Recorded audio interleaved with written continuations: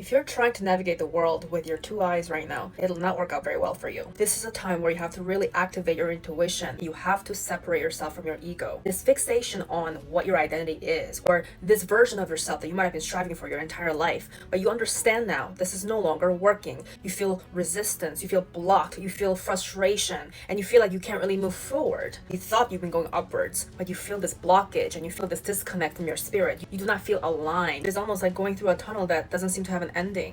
This has nothing to do with how much money you're making. You might have been established as somebody in the society. This is really about how you feel about the world right now. I'm not talking about how much is in your bank account. Do you feel content? Do you feel fulfilled? Do you feel connected to spirit?